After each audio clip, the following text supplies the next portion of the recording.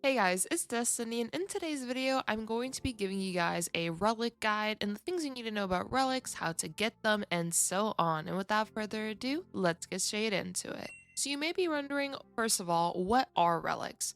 Relics can be seen as sort of like artifacts from Genshin Impact, but if you aren't sure what that is, it's essentially these items that you grind for that you can equip on your characters, and there are matching set bonuses which allow you to have a bonus on top of getting all those pieces that give you more stats for your characters.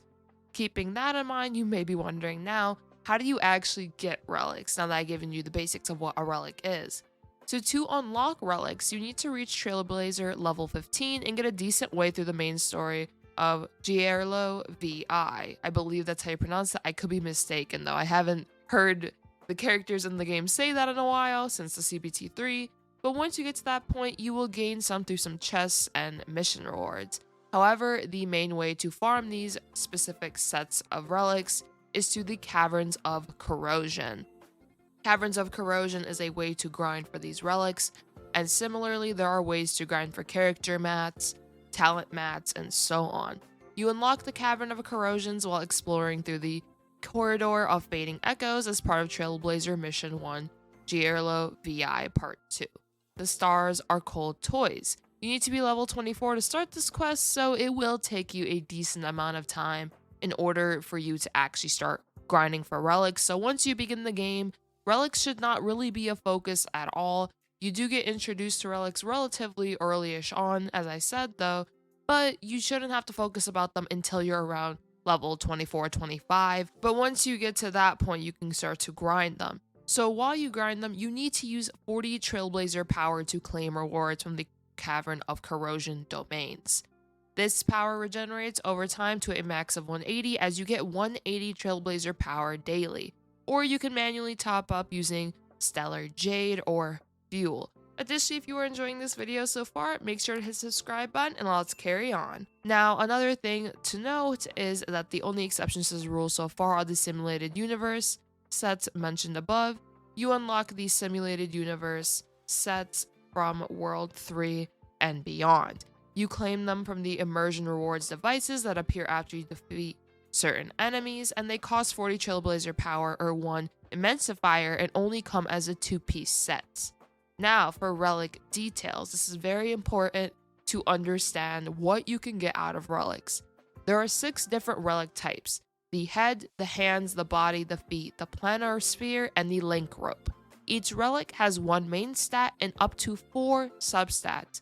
Depending on the relic type, the possible main stats are: the head can have flat HP, the hands can have flat attack, the body has quite a few percentages that you can get, which is HP percent, attack percent, defense percent, crit rate percentage, crit damage percentage, outgoing healing boost percentage, and effect hit rate percentage.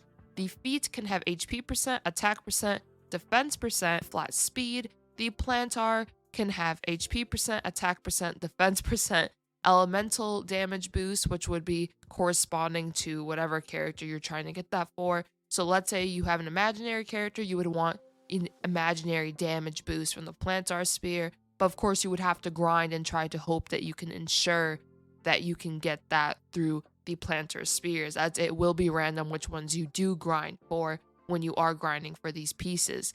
And lastly, the link rope, which is HP percent, attack percent, defense percent, break effect percent, and energy regeneration rate percentage.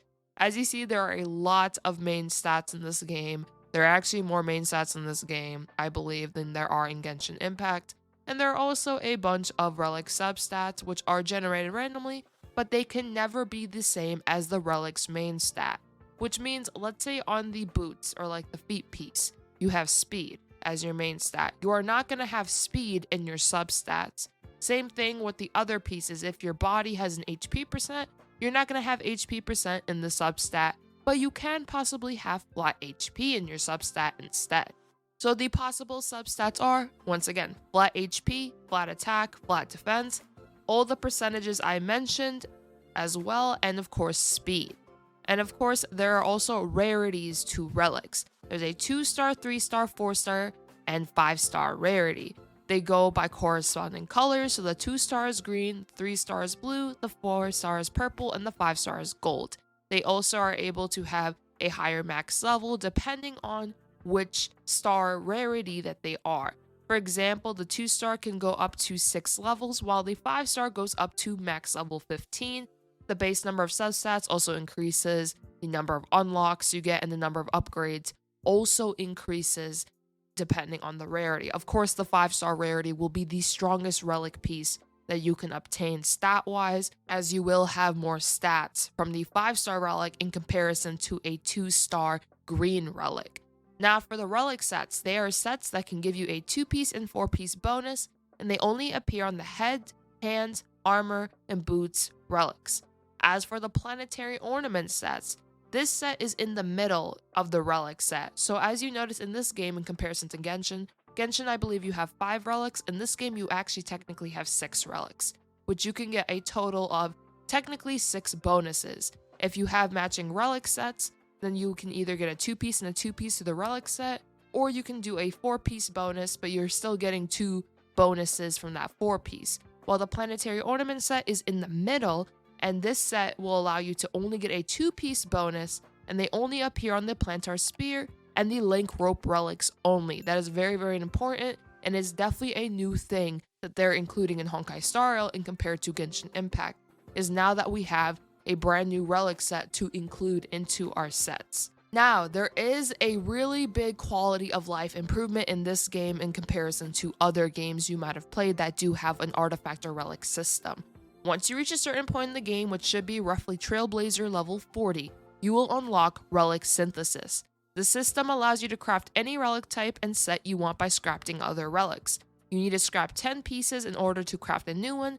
Still though, the issue is that you can't pick the main stat of the relic, as that will still be random unless you use self-modeling resin. Self-modeling resin is such a quality of life improvement, and it's so good in this game. Self-modeling resin is in the battle pass, and it is also free. What this item does is that it is a rare material used to make custom-made relics. It can model itself according to expectation. What that means is that self-modeling resin is able to let you pick the main stat of your relic set.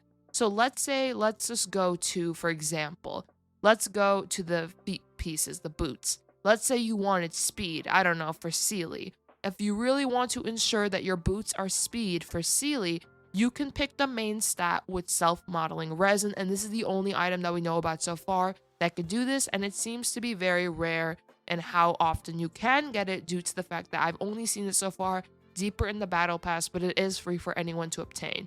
So still an awesome item regardless.